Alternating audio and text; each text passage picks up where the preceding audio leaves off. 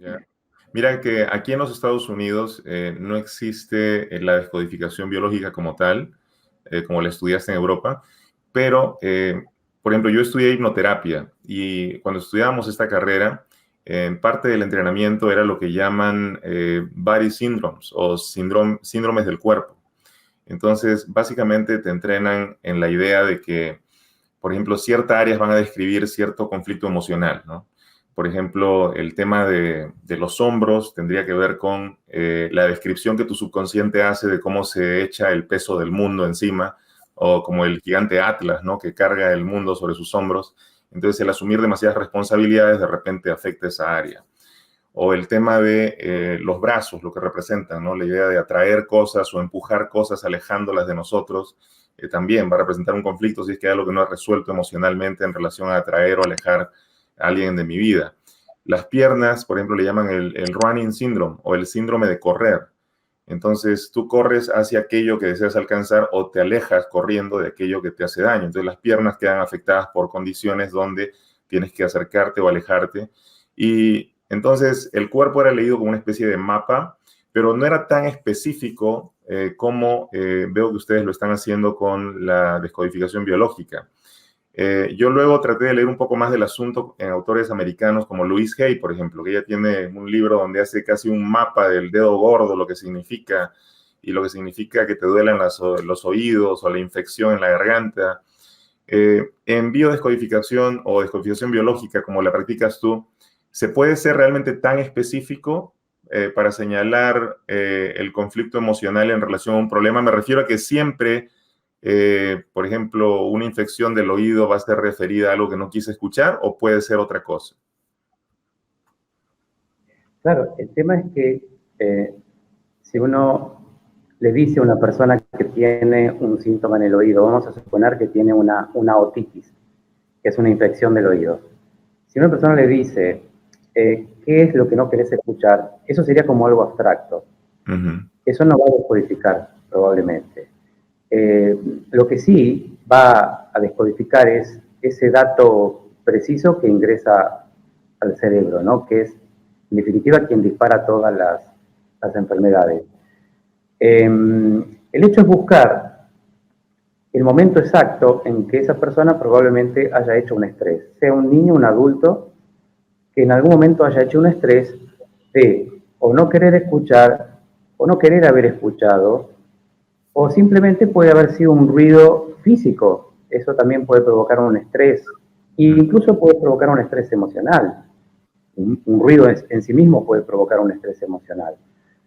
Un ejemplo, una persona levanta el teléfono, bueno, ahora no levanta el teléfono porque están los celulares, pero una persona recibe un llamado telefónico y se sorprende. Y de pronto le anuncian la muerte de un pariente. Y de pronto le dicen, tu padre se ha suicidado. Y él no puede creer lo que está escuchando. Y está la vivencia emocional, que sería la interpretación metafórica, en este caso en una tonalidad conflictiva, en donde la persona interpreta una cierta realidad en ese preciso instante, que es un instante preciso de su vida, que tiene una hora, tiene segundos, tiene minutos, que es donde se produce el impacto, el shock emocional. Es cuando la persona queda, digamos, en un estado de congelamiento, ¿no? Todo el resto es cinemudo. De hecho, fíjate que un shock emocional le puede ocurrir a cualquier persona y de hecho es algo frecuente, pero el tema es que en la mayoría de los casos, cuando nos choqueamos emocionalmente, resolvemos el conflicto. De pronto vas caminando por la calle, se te pierde una billetera, perdés los documentos, el corazón te va a mil, estás en un shock. Viene un amigo, te saluda y es cinemudo. No le prestás demasiada atención. ¿Por qué se te acaba de perder la billetera? Pero lo más importante de haber perdido la billetera son los documentos. Entonces, probablemente el conflicto tenga que ver con un conflicto de identidad. No va a ser casualidad que se te pierdan los documentos. De hecho, siempre se pierden los documentos en esa persona. Y de pronto, en ese momento del shock, lo que a uno más le preocupa es recuperar lo que perdió. Y de pronto esa persona encuentra la documentación, se descubre que se ha dejado la billetera en un local, en un comercio, se alivia ante el llamado telefónico del comerciante, que tenía el teléfono, le dice, quédate tranquilo, que la billetera la dejaste aquí en el negocio. Esas son las palabras mágicas. En ese momento sale del estrés, el estrés cae a cero, y obviamente ahí pueden empezar por los estornudos, la tos, o si fue muy intenso el conflicto, hasta incluso puede haber una inflamación de los bronquios. Hay que ver cómo lo vive la persona. Si la persona lo vive como lo peor que le puede pasar es perder la documentación y probablemente a lo mejor afecte el ano, quizás tenga hemorroides probablemente, o quizás infecciones urinarias o cistitis. Eso es de acuerdo a cómo vive la persona exactamente el conflicto, pero en el momento en que hace el shock. Ahora, es un conflicto que tiene una solución. De hecho, vivimos conflictos psicológicos en forma constante y no nos enfermamos por eso. A lo sumo tendremos síntomas de dolor, mucho, pero cuando hay un cáncer ya, o cuando hay vamos a suponer, una infección del oído, sí es cierto que hubo un momento en que la persona pudo haber hecho un gran estrés, o el caso de los niños que tienen que soportar a su madre durante todo el año, que le dicen estudiar, tenés que rendir porque ahora tenés examen, y se la pasan todo el año no queriendo escuchar a su madre. No soporto escuchar a mi madre.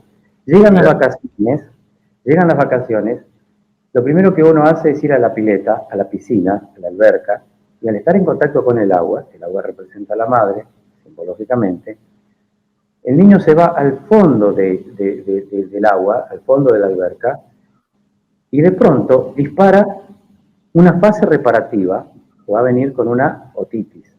Pero esa otitis está en fase de reparación. ¿Por qué? Porque acaba de solucionar el conflicto.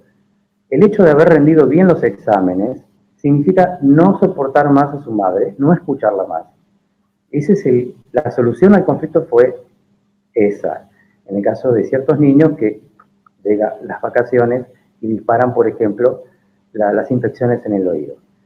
Si uno lo quiere ver coherentemente desde estas leyes biológicas o desde las experiencias en la descodificación de esta vereda, y sí, no hay ninguna duda que el niño acaba de resolver un conflicto. Entró en contacto con el agua, se fue al fondo de la alberca. Para él fue la solución, porque lo que más quería él ir a la pileta es...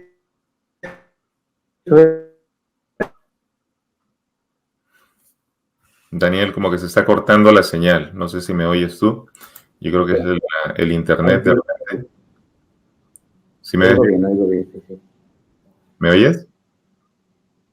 Sí, perfectamente. Ya se cortó tu imagen por un ratito, se quedó congelada.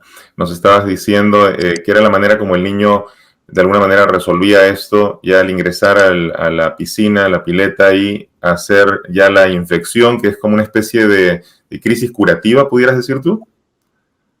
Exactamente, sería la fase reparativa que viene con infección, en donde actúan, por supuesto, los microbios, que serían en este caso la ferretería de nuestro propio cerebro, encargados precisamente de restituir los tejidos que fueron ulcerados o modificados celularmente por el estrés.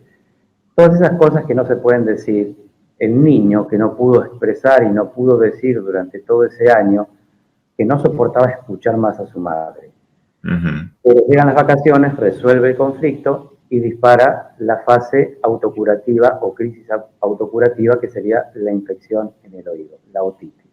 Si a ese niño se le dice, mira niño, esa otitis que tienes en el oído corresponde a un conflicto que has vivido durante todo el año, lo que no le has dicho a tu madre o a nadie es que no soportabas escuchar más a tu madre cuando te estaba diciendo sobre los exámenes. El niño se sorprende, porque le estás diciendo algo que nadie se lo ha dicho, y precisamente lo que él no le ha dicho a nadie. Y se lo está diciendo uno. Es lo que él hubiese querido decir. No le soporto más a mi madre, pero no lo dijo, no lo expresó. Hubiese sido una descarga, pero no lo fue. Entonces, La reparación llega siempre con la solución al conflicto, aunque el conflicto no esté solucionado satisfactoriamente y en forma duradera, porque puede volver a repetir el otro año, puede volver a tener otitis todos los años. Entonces, desde la perspectiva de la descodificación biológica, la enfermedad es una manera de encontrar balance otra vez, de volver a estar en equilibrio. Claro que sí, porque la enfermedad te pone un freno, es funcional. Siempre la pregunta es, ¿para qué sirve la enfermedad?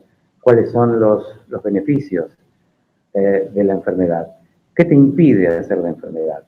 Si no puedo caminar, es porque precisamente por alguna razón del subconsciente lo mejor es no caminar. Probablemente cause menos estrés no caminar que caminar, porque caminar puede causar mucho estrés en la persona. ¿En qué sentido?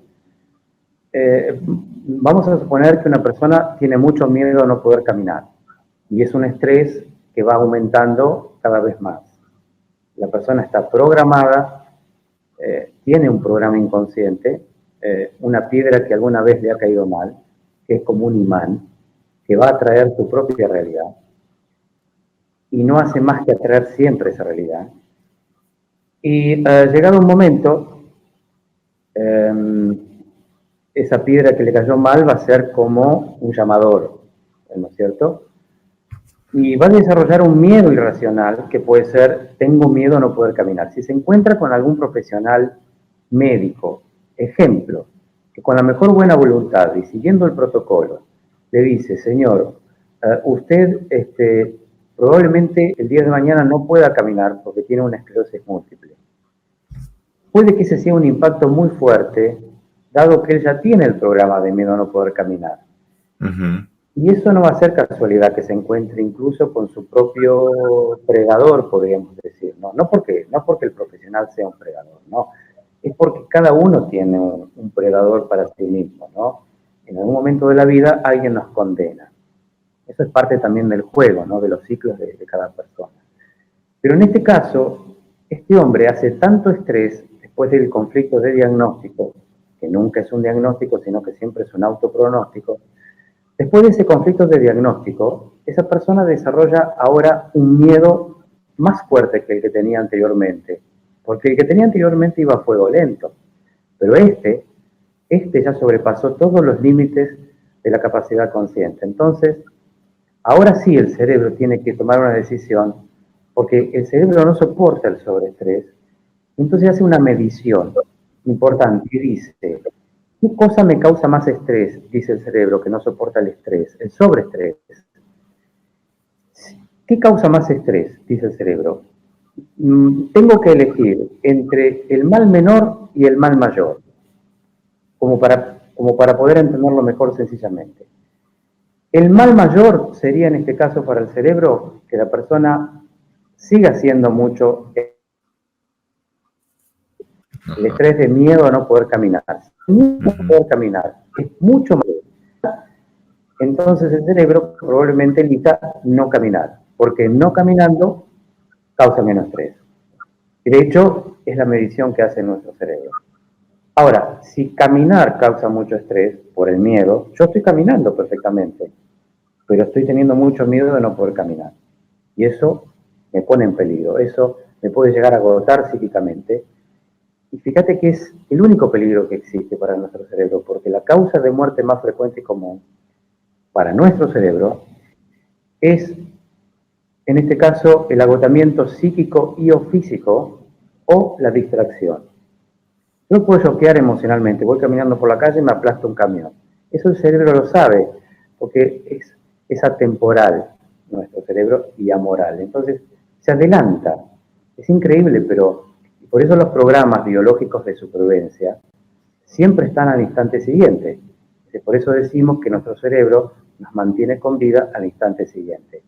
Y ya sabe de antemano que ese tipo de estrés puede llegar a agotarme psíquicamente, el miedo tremendo a no poder caminar.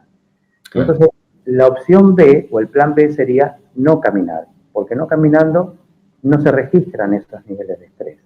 Claro que la persona se va a ocupar de no poder caminar, pero de seguro que ya no va a tener más miedo a no poder caminar, porque ya no camina. Es decir, que el miedo a la cosa atrae a la cosa para que se deje de tener miedo a la cosa.